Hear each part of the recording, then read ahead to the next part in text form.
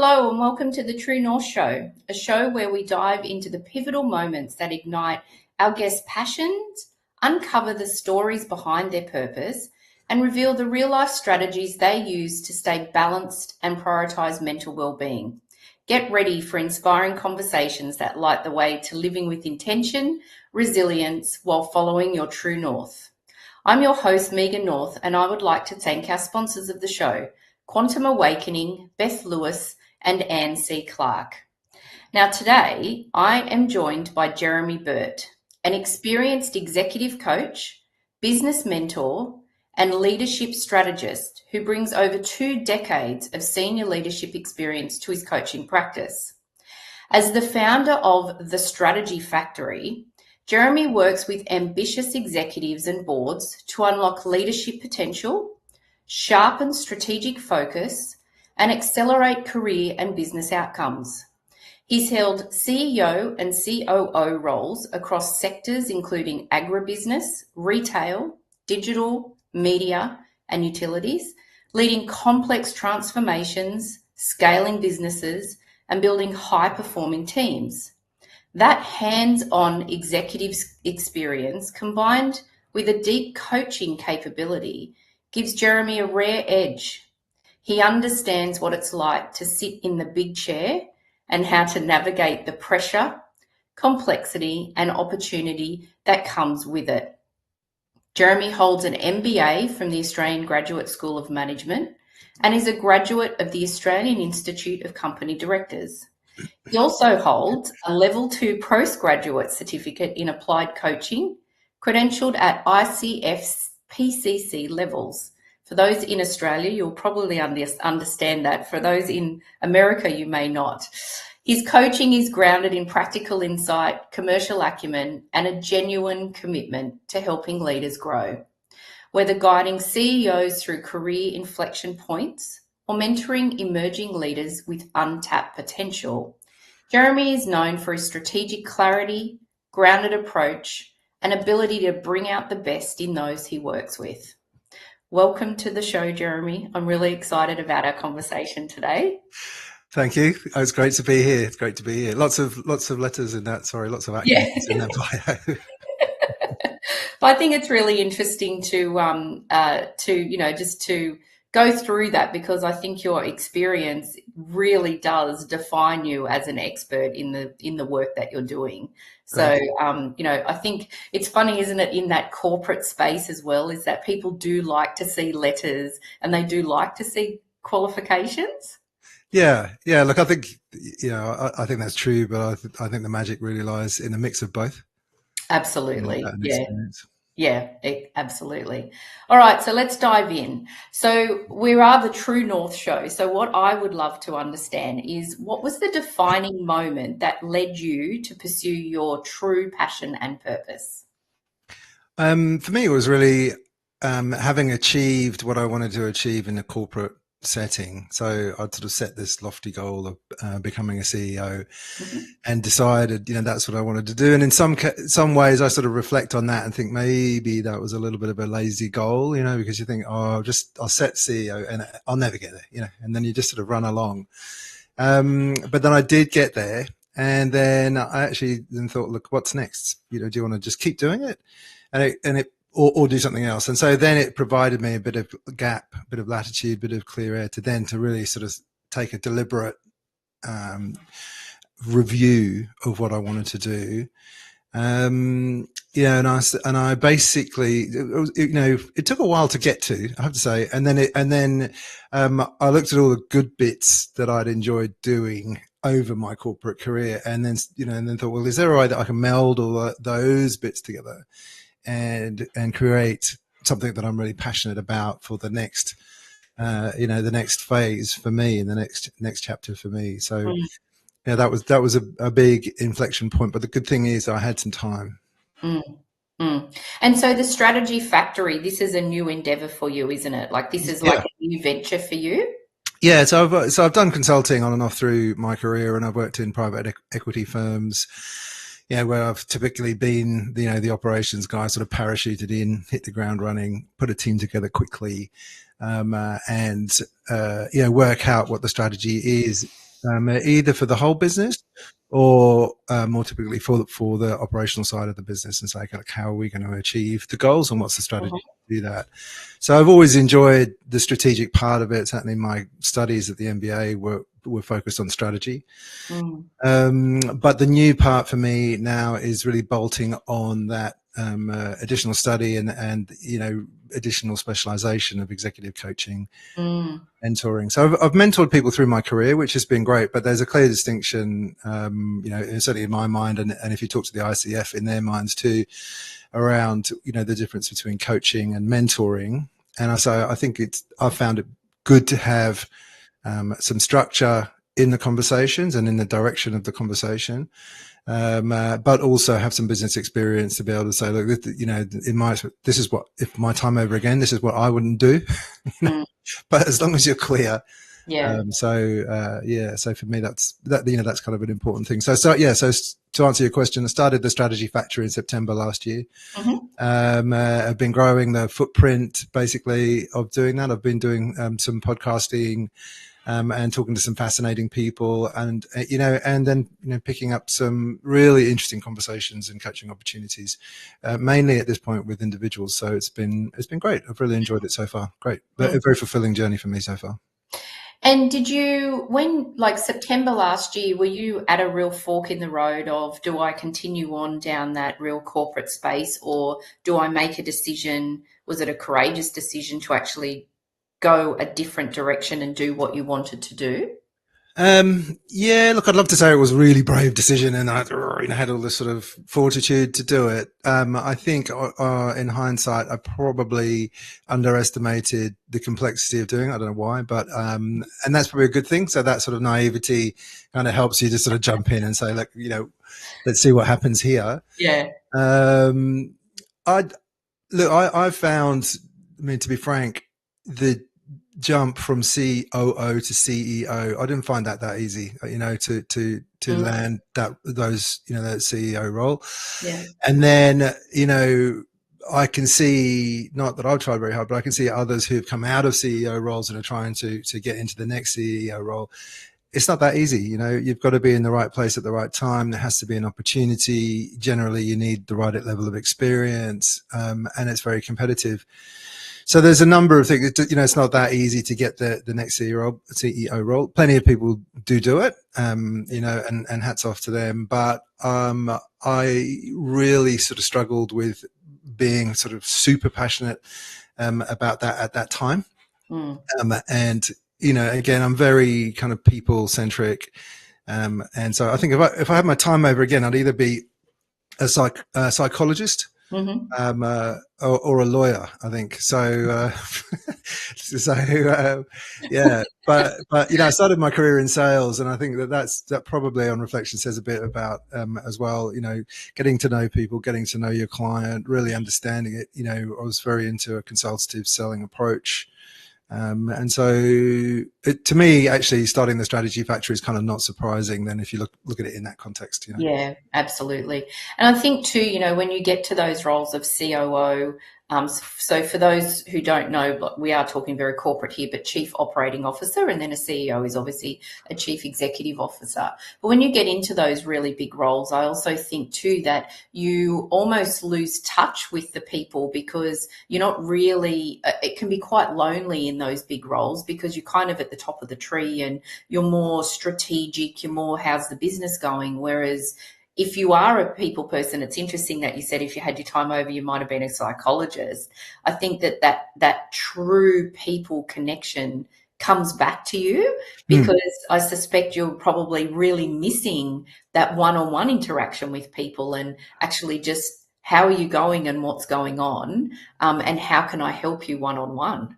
For sure. And so I really, I used to have meetings with my skip level meetings, so my direct reports, just to try and stay a little bit closer, to the front line, if I can put it that way. And, really enjoyed spending time with the guys, at the front line, either in packing and distribution or actually in sales and marketing and what have you.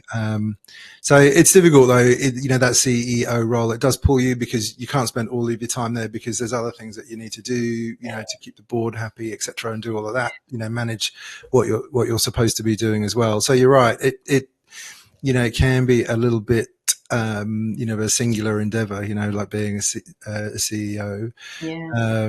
So yeah, and even COO, I think my advice would be not to lose contact with the people, because you can't do it all yourself. You need people to follow you, and to do that, you need to be authentic, and people need to trust you, and they need to know you. Yeah. That's the thing, or feel like they know you at least. Yeah, absolutely. Yeah, that you're a human and that you, yeah. Yeah, look, I'll tell you. Sorry, I'll tell you like an interesting story. I heard a bit of a bit of off piece, but I heard about like there was an article that I listened to, and they were saying why Taylor Swift was so popular, and why her fans were so sort of rusted on and so loyal, and it's because they thought it was because she gave everybody that followed her the impression that she was talking directly to them. And so they felt that ownership and that human connection. So I mean, I'm not taking away about her talent, in singing and entertainment, but on top of that, she's overlaid that, that sort of magic where people feel they belong, as a Swiftie and what have you. So I think it transcends lots of different types of scenarios. Absolutely, absolutely. And so you mentioned just before that you stepped into this endeavor of the what you're doing now, and maybe a bit blindly, and you've had some challenges. So can you share maybe a couple of challenges that you've faced through that process, and how you overcame it to just make sure that you're aligned with where you're going? Yeah, for sure. So I think the good thing about doing your own thing is you can do anything, within reason. And so for the first period, be it few days, few weeks, you're like, yeah, I can do anything I want, and then you sort of slow down and the sort of euphoria dies a little bit. It's okay. So what are you going to do? And you think, okay. Yeah. And then so you talk to people, that you trust, and your trusted advisors, etc., and start to put that together. But I mean, certainly like the conversations that we've had, and around, if you kind of go, okay, well, where is your true north? What is it that you want to do? What's what are you trying to achieve? And I think working out the strategy to get there is kind of more formulaic, potentially more easier to do.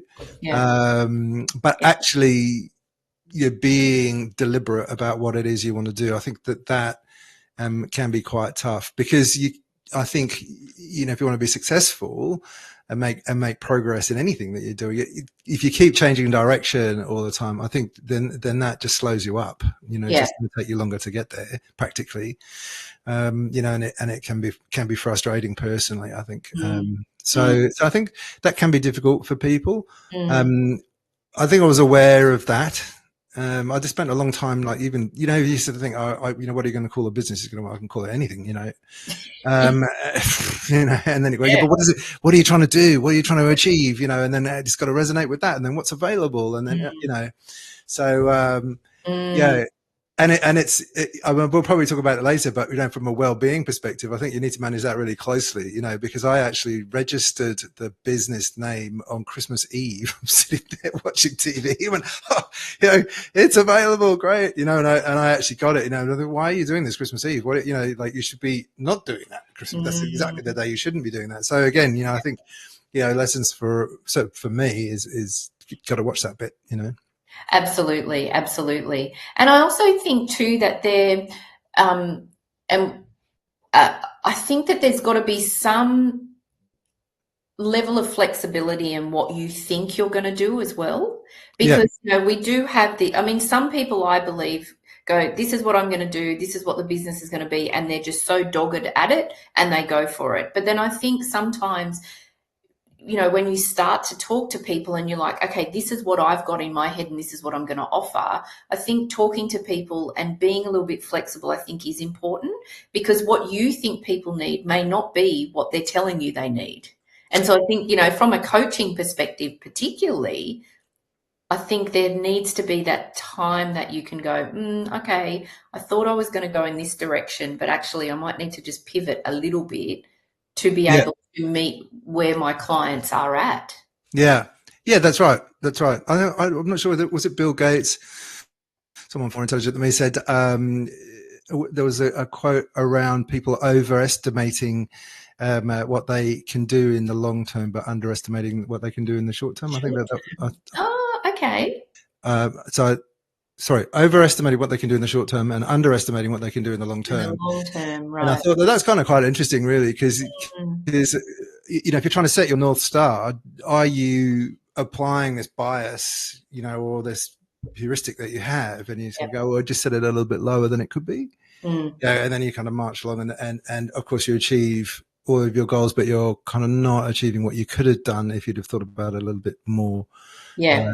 in more depth, maybe put it that way. Yeah.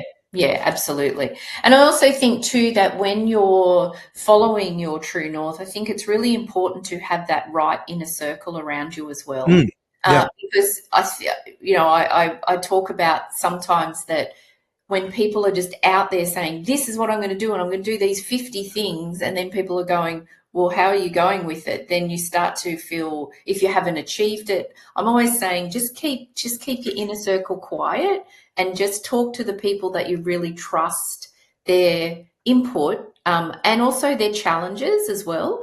I had a lady that I do some coaching work with at the beginning of last year. And I was, for the first couple of years in my business, known as, like, I was the overwhelm coach. So I was helping women who were overwhelmed to help them overcome the overwhelm. And when I told her that, and I said to her, it's not gelling.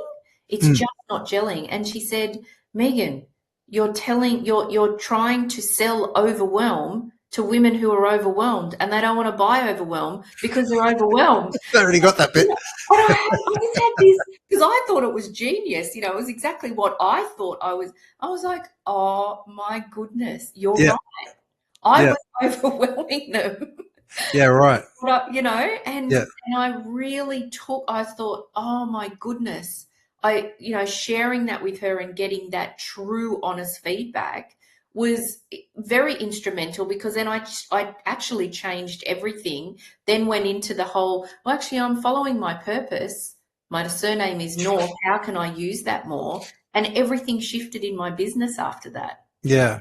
I think that, what you've done there also, but you've backed yourself. And I have found that, whilst you go and canvass people's opinion, you can tell the same story or express the same dilemma, articulate the same dilemma, and you get different answers from people that you kind of love and trust, but they're not always right, and well intentioned, but not always on the money. I had an experience where I was talking to somebody about the podcast that I'd started up.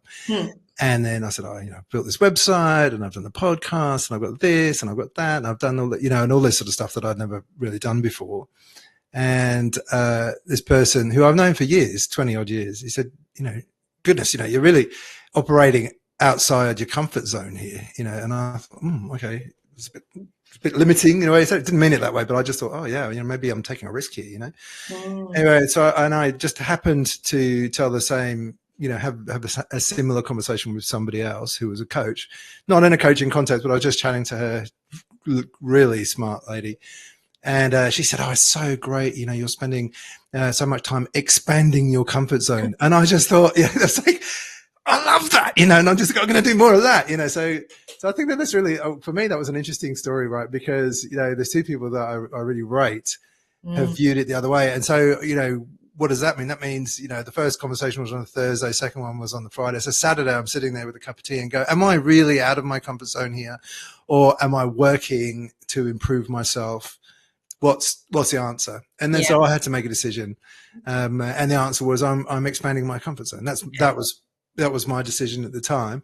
And I've not regretted that. So it's been good. But sometimes the advice can, not always be 100% aligned, Yeah, yeah. But, I also think, though, that those moments are golden nuggets for you, because you then view the conversations that you have with those two people differently, because the person that thought that you were, really limiting and had the opposite thought that you did, you kind of go, okay, well, maybe when I'm talking to them, I might get different advice, or I'll just not downplay, but just kind of say, oh yeah, I'm plugging along and I'm doing things. Whereas the other person that's really expansive, you'll probably say, hey, I'm thinking about this. What are your thoughts? Like, I just think it's really interesting that we then get these different views of people. That I do sometimes change my conversations with people depending on, I know how their response is going to be, because I don't want the limited response. I want the expanded response. Yeah, exactly. And things like, I think things like names, and you'll probably have found this,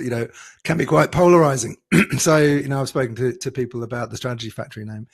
And some people are like, it's not really a factory, is it? What's mechanical about it? And you're kind of go, look, it's not supposed to be a factory. It's like it's a metaphor, right?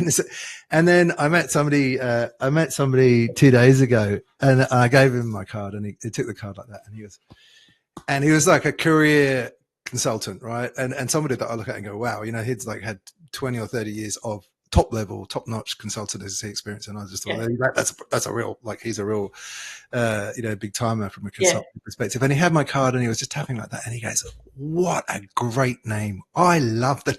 So you gotta go, oh, you can't pick it, And I said, well, it's too late now because I've spent the money on the card. So I'm not changing it. It's on my website. I'm not changing it. But, I think you do need to back yourself and just go, I'm going to go with it. Not everybody's going to like it, right? Yeah. It's not for everyone.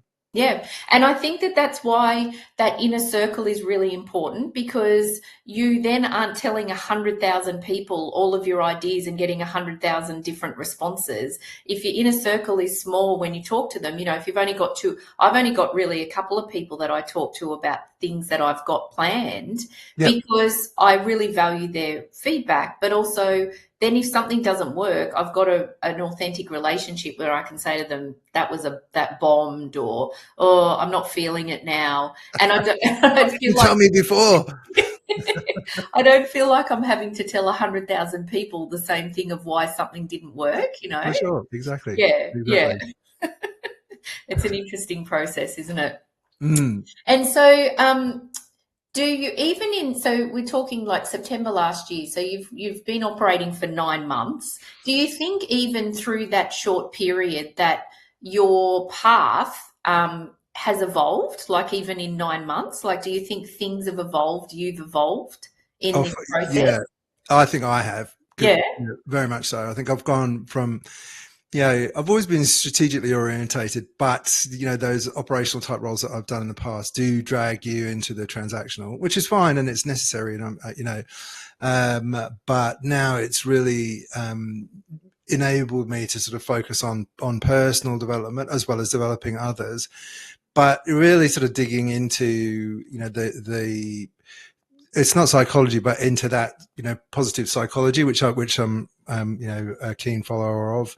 So, so I've grown. I mean, I've studied. So I started the course with the Australian Australian College of Applied Professions, and did a grad cert, as you heard, or as you announced before, in applied coaching. But that's really not only built confidence, but built capability to be able to talk to people in a more structured way, and really get the best out of their conversations for them, which is something that I needed to work on. And some people go just, out of corporate straight into coaching, and they do that. I felt I wanted to spend a bit more time developing myself before doing that, which was good. So I did the accelerated course, but I feel I've grown from that, and my outlook has very much grown, so I meet people now.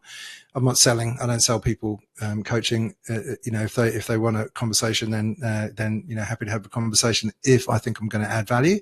And if I don't think we're going to add value, then then we have a candid conversation around that. Look, I'm happy to help, but is this what you're really looking for?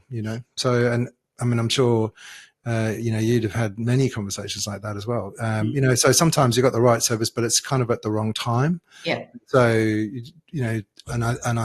so for me, the Strategy Factory is very much about building relationships. It's about improving myself, but improving those that I work with. But I'm playing the long game. It's, I'm not pushing anybody into, and there's a 50% discount today if you sign up, and, give me your email address. It's like, it doesn't, it fits many brands, but that's not what the Strategy Factory is about. Yeah. And Yeah, I think that whole, particularly from the coaching point of view, that whole know, like, and trust, I think is really important. I don't think I've ever had anyone come to me that I've never ever known and just say, I need to work with you. I've usually met them, they've been referred to me, or they've watched me, they've said, oh, I've been following you and I'd really love to work with you. Yeah, That know, like, and trust, I think, is really important. yeah. And I I think, think that's right. yeah, Yeah. yeah, absolutely. And so, from you, from a personal point of view, like you said, from a professional development point of view, is there one thing that you think, like reflecting on even just the last 9 months, that you think, wow, I've really grown in that space? Well, it's given me the chance actually to do a lot of volunteer work, pro bono work. So I've been doing youth mentoring with the Raise Foundation here in Australia. I've done mentoring of university students who are just in their final year of uni trying to get into the workforce, and so they're starting to position in that, and so they're interested in that corporate side of things. Mm. And I've done some mentoring, again with the uni, but in a schools context. So, mentoring kids who are finishing their schooling, HSC, and then looking, trying to figure out what they need from a university. Are they going to go into medicine? Are they going to go into business? I sit under the business faculty flag. But again, that's been interesting. And I just never would have had the time to do that. But even then, I find there's real applicability to what I'm learning there, that you just, without having those conversations, you'd never learn it, So imagine this: I'm sitting, I sit at the scene. I'm in a hall with a few other mentors, sitting under a flag with UNSW faculty, business faculty, and so 18 schools come in, and the kids will sit down. It's over a 9-week period, and the 2 schools will come in, and their kids will sit down, and they'll chat to you, and they'll ask you, they can talk to whoever they want to. Yeah. So they tend to come in groups. So in groups of 2 or 3 will come in, then I'll sit down, and so the top question I got was, and I wasn't that surprised about the top question. The top question was, if I go into business, how much money will I make? And you think, okay, well, all right, fair enough. Here, the answer to that is, like, here's a salary survey. Depends what you want to do. Have a read, over to you, kind of thing. Yeah. But the second most popular question, or most common question that I got over the 9 weeks was, if I go into business, what will my work-life balance be? And these are 16-year-olds, right? And I just sat there and I just thought, what? At 16, if somebody had said, "Hey, JB, what's your view on work-life balance?" I'd have just sat there and gone, "I don't even know what that is." Yeah. So, but what does that mean for us all as we go forward? It means that the generations, who are coming up through the workforce and in society in general, are starting to prioritize well-being. They're starting to prioritize mental health over lots of other things, which I speak for myself, I didn't do when I was that age, right? And so, and I think, in business, there's a lot of applicability, and you got to take notice of that. So, if you're going to be a CEO that's going to sit there and go, right, all you guys, you're coming back to the office, and you're going to work. And if I call you, you pick up the phone within 3 rings. And it's going to go, well, I'm not sure if you're really going to get a lot of traction with the guys that I'm talking to, right? Because they're not going to want that job, right? So that, but then even, I think, broader than just the corporate, I know in the corporate's only, a small part of life. But people are starting to prioritize themselves, and I think rightly so, which is good. And so, back to your question, I've learned a lot from the opportunities that I've had, not to be kind of just sort of, on that sort of corporate merry-go-round, and actually take some time and spend some time with people that I wouldn't normally do, so that's been really fascinating, and a lot of learning there. Yeah, it's been really interesting. I love that. And that's the beauty, isn't it, of owning your own business. You can manage your own diary, your own time. You can choose who you want to work with. You can choose who you don't want to work with. It's all of that in corporate, you've got no choice, really. It's kind of like, oh, this is the guy that I'm, sitting next to, and I've got to work with him. That's right. That's right. Yeah. So, I mean, I think my problem, back to well-being, I think my problem has been, if I reflect on the last few months, it's like I just say yes to everything, right? So I look at the diary and go, you're going to have to start saying no to some stuff. And prioritize, so Yeah. All right. Let's talk a little bit more about that after we hear from our sponsors. But let's dive into the wellbeing piece. But we'll just hear from our sponsors. So we'll be back in about a minute and a half.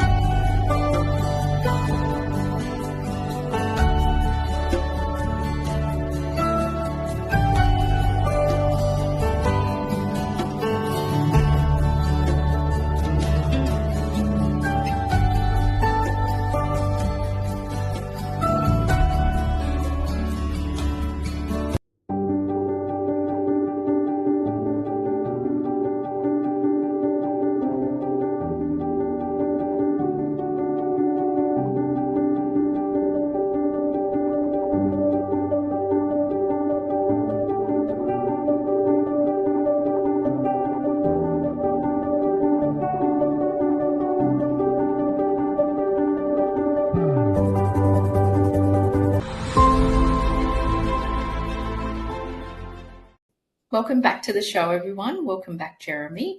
So I would love to explore the mental health aspect of you, now working for yourself, prioritizing, all of those sort of things. So how are you maintaining your balance and prioritizing your mental well-being while you're pursuing your dreams? What things are you doing to make sure that that's being looked after? I focus a lot on things that I enjoy doing. Mm-hmm. It sounds simple, but not everybody gets a chance to do that. And I haven't had the chance, or freedom to be able to do that in the past, a little bit like we talked about before. So, I actually think, am I enjoying this? Is this fun? And I do ask myself those questions. Sometimes, it's necessary and you kind of just persist and you just do stuff. But I do try and just sort of say, look, is this something that I really want to do? And that starts, I think. I've also done some work in actually identifying what it is that stimulates me and motivates me. And so, apart from sort of having fun, so I found now I do a lot more reading than I've done in the past, and that's like a self-development thing.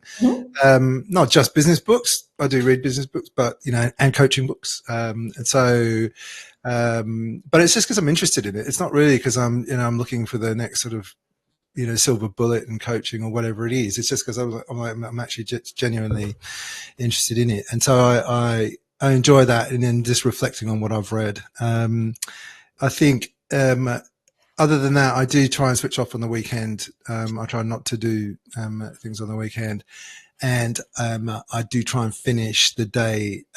If I try, I'm not very successful, but I do try and finish the day at 5. Mm-hmm. So, sometimes that's just not a happening thing. Yeah. Particularly, I do a lot of networking and what have you, but so that's just kind of like what I try and do. And then at least 3 times a week, I've learned I need to do some exercise. So I'll go cycling, and that's what I do. I've only recently got into it. A good motivator I've found is buy an expensive push bike and then leave it somewhere visible, and you just kind of look at it and go, I should get on that, It's waving at you. I know. But there's actually a lot of time. I used to swim, and I've heard, other swimmers, you kind of go, oh, how boring is this? You just go up and down and just look at the black line all the way. But it's actually about reflection time, and it's about, improving. You're kind of trying to better your personal best and whatever. But a lot of it's about reflection time, and putting that together. So I think that is important.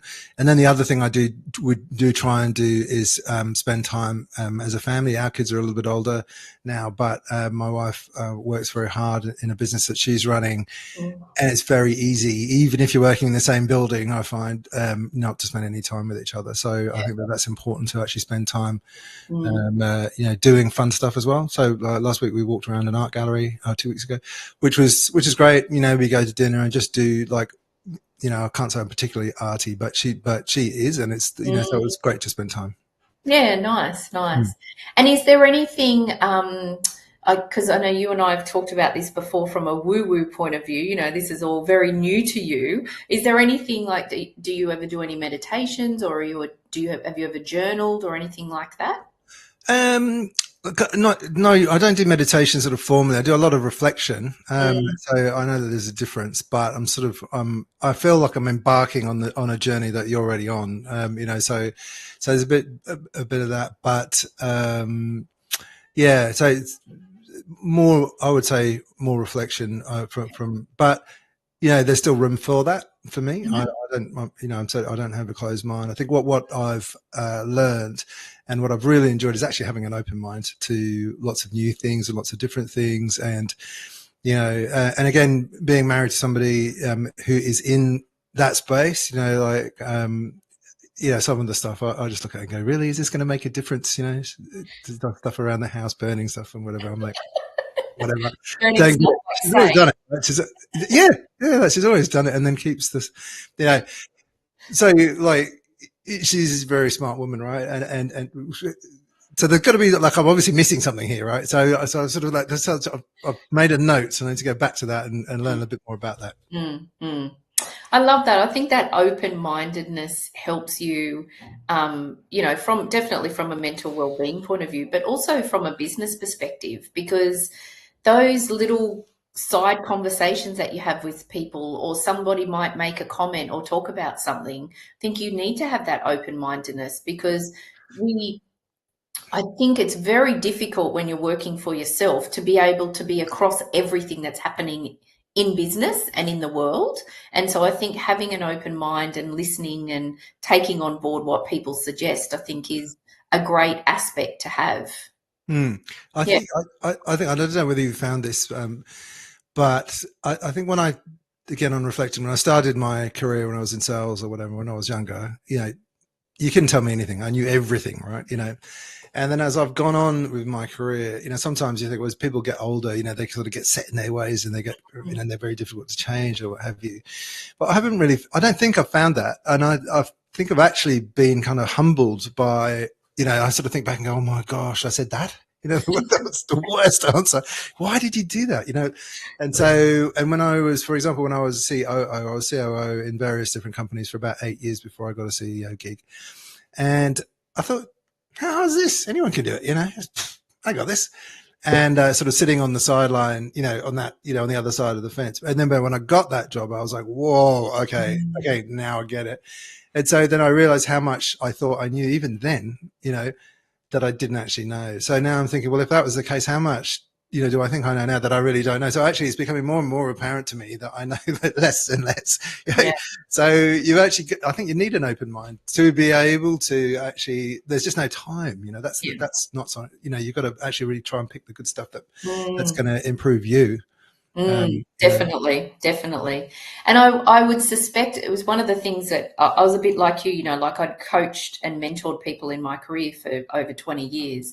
But when I actually sort of stepped out into my own business, I did go and get a qualification of coaching, more because of what you had said previously. I needed a bit of structure, because when you're in business, you're kind of coaching, mentoring, but in a more less structured, sort of a more informal kind of way. Whereas actually then when people are paying you for your time to get a certain result, I think that structure is very important. But one of the things that I really loved when I went through that process was more like when I talk to my clients, we don't set goals, we experiment. Because the word goal for me, if you don't reach it, means usually psychologically you feel like you've failed. Whereas if I'm getting my clients to experiment with an idea that they've got, they love it because they go, oh, that didn't work, but I tried this and this was really good. Yep. And so I think there is a question here, but from you learning sort of formally of how to coach people, do you find then that open-mindedness has also come in, that you're really working side by side with the client as opposed to trying to impart your knowledge and tell them what they need? For sure. Yeah. I mean, I think that, in the coaching sessions that I've observed, and you can go watch videos and on how to do it and how not to do it and what have you. It's like the biggest turn off when, people, sort of say, well, what do you want to achieve from this session? And they say, I want to achieve A, B, and C. And you go, well, look, I'll tell you what you should really be focusing on. And people just sort of just sit back and go, okay, and so I think you really need to listen and be driven by, the coachee, and it's all about the coachee. It's not about the coach. So, and I'm quite careful, very careful around just say, I might think that I know what the answer is, but the coachee needs to tell me what they think the answer is, because, what if I'm wrong? Right? Yeah. And so, and they're the experts in themselves and in their lives. I can't hope to understand them as well as they understand themselves. Yeah. So, having said that, if they say, well, look, you've done this before, what would you do? Or then I think, well, that's okay. And then you kind of go, okay, I'm taking the coaching hat off and I'm putting the mentor hat on. Yeah. And I'll say, look, I've had a similar experience. This is what I did, and this is what was good about it, and that's what was not so good about it. So I'm still not telling them what to do, but I think you've got to be quite strict, I think, around, telling people what to do. Otherwise, it's just a course, right? You're just going to go, here you go, just here's my video, watch that, and we'll do a quiz at the end. Yeah, exactly. Exactly. That's funny.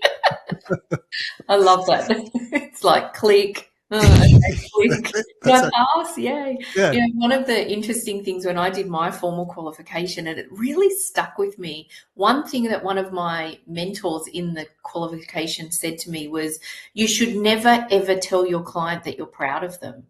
Right. And I was like, really? Why? And they said, because it doesn't matter. It's not about how you feel about them. It's about them.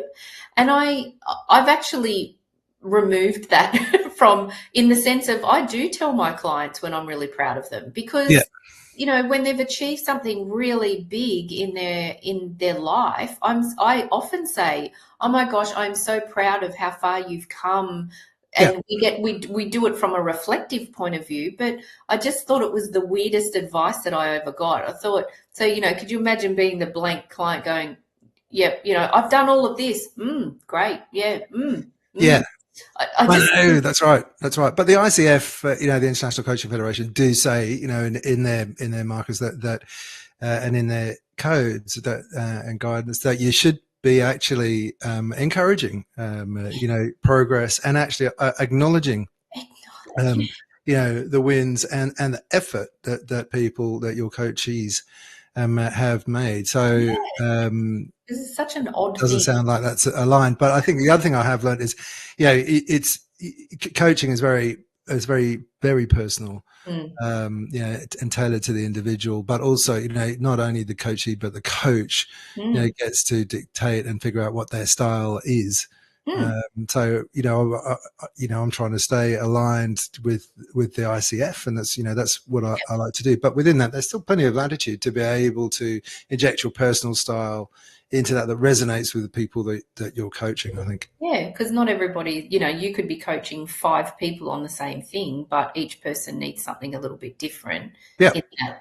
Yeah. And some people feel like really uncomfortable if you go, oh, you know, you did such a good job, and people are like, you know, I don't like it.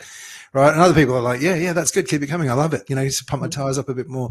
So it's not everybody's bag. So I think, again, it depends on how, you know, your coachee is wired, right? Yeah, exactly.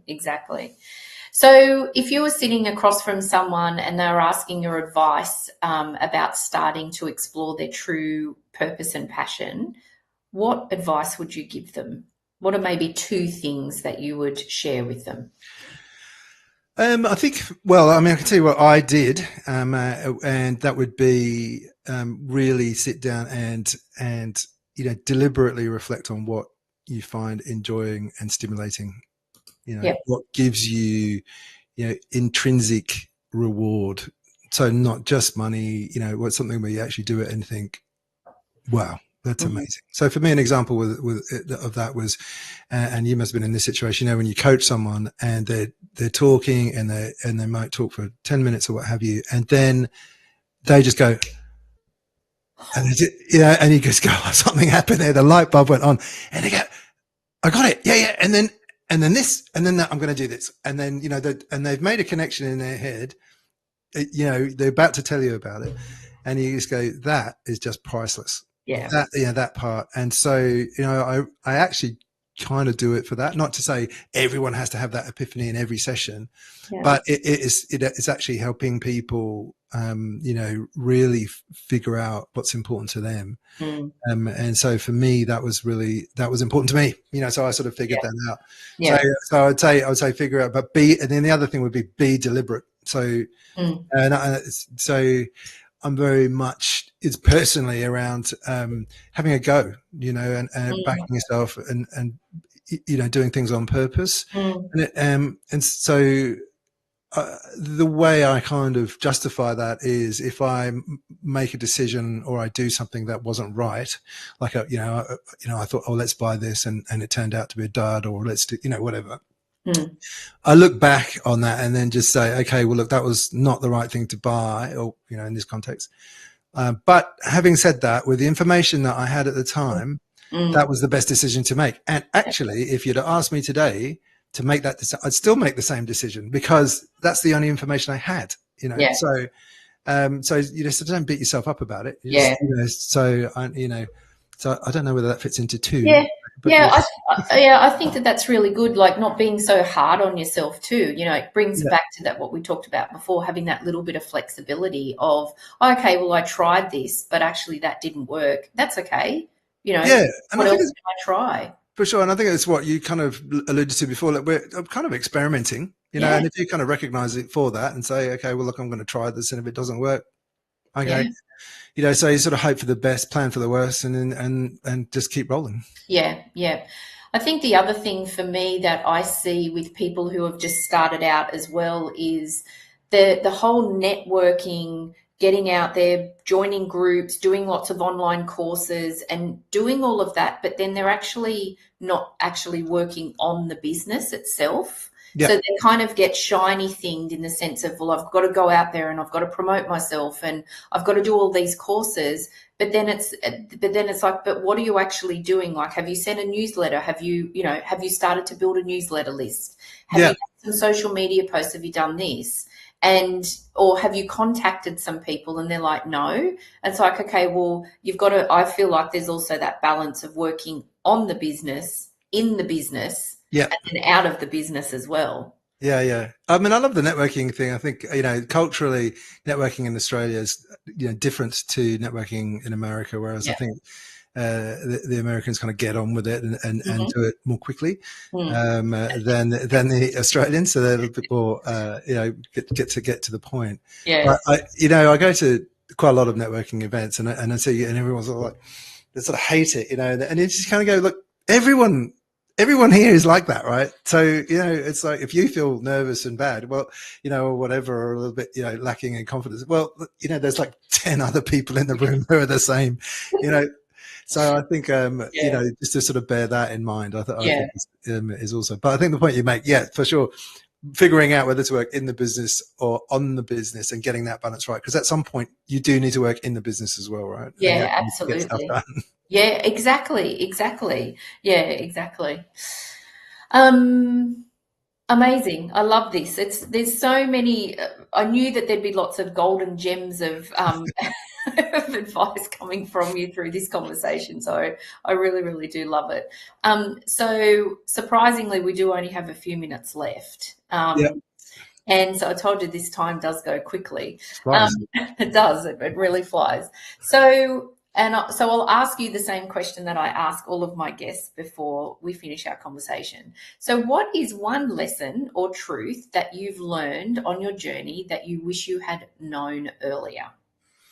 Well, there's many. So Yeah, I'll choose one and see how we're going for time. But my kind of most important one actually has been don't sweat the small stuff. So I think um, I I was a bit of a perfectionist mm, before, where I just had to get everything exactly right before building enough confidence to take that step. yeah, And it's, you kind of go, so now I'm a bit of an 80-20 kind of yeah, merchant. And I don't mean I'm sort of half doing stuff. I know that's 50-50, but there comes a balance where you need to actually start to build some momentum. yeah, And I think if you surround yourself with people who are supporters, and you show some vulnerability and say, okay, hey, I'm trying this, right? But people will go with you, mm, and they come along with the journey. And so I think if you've got that authenticity and you've got a can do, get it done kind of attitude, mm, that helps. And I think if I'd had that a little bit earlier in my career, I probably would have made more progress, noting that I'm actually now not measuring progress by money and titles. I'm talking about progress in terms of personal development, self development, capability, yeah. and well-being. Mm, mm. And Mm. I love that. That is really perfect to finish this conversation in that because I think, again, it comes back to working in and on the business in the sense of if you're doing a website or you're doing some social media, don't overthink it Mm. because the social media stats now they say that you've got less than 2 seconds to grab someone's attention. So if you spend hours agonizing over what you're going to put on social media, like at the end of the day, I'm really sorry, but no one cares. You know what I mean? Because if you've got less than 2 seconds, just put stuff out there. If you're there regularly enough, Yeah. and people are going to start watching your stuff. But really, don't overthink it and sweat that small stuff, because it will actually block you and stop you from moving forward. Yeah, I think that's exactly right. It's exactly right, and there's no reason for it. There's no need for it, because people get behind you, and they do support you, which is, I Yeah. think that's the wonderful thing about the human race is that they do get behind you, which is great. Absolutely. And again, that's where it comes back to that, picking the right people in your inner circle as well, Yeah, because they're going to challenge you when you need the challenge, but they're also going to be there supporting you as well. And not having a go at you if you haven't taken their advice, but still supporting you when you didn't take their advice and it didn't work. And they're not going to tell you, I told you so. They're just going to support you. yeah, that's right. That's right. I mean, I thought I was going to get. I did a couple of podcasts, and I thought I was going to get heckled, in the comments or whatever. But what I didn't realize is actually I was interviewing people who I know well, and they were heckling me on the podcast. I'm like, hey, you're the guest. You're not supposed to be having a go at me. So Yeah. you never can pick it. But it's been a lot of fun. I've really enjoyed Yeah, it. good. Yeah. I love that. Thank you. It's a really nice way to end the conversation. Um, so thank you for sharing all of your wisdom and My experience. pleasure. It's people like you who inspire others to take the leap and follow their true north. So I really appreciate you being really open and candid about, what you've struggled with and what has challenged you. So thank you for that. I'd also like to thank all of our amazing and dedicated audience, our supporters, our sponsors in particular, and I hope that you all have an amazing rest of the week, and I look forward to seeing you all next week. And thank you again, Jeremy. Great to talk to you. Thanks for having me on. Really Thank appreciate it. you. Cheers.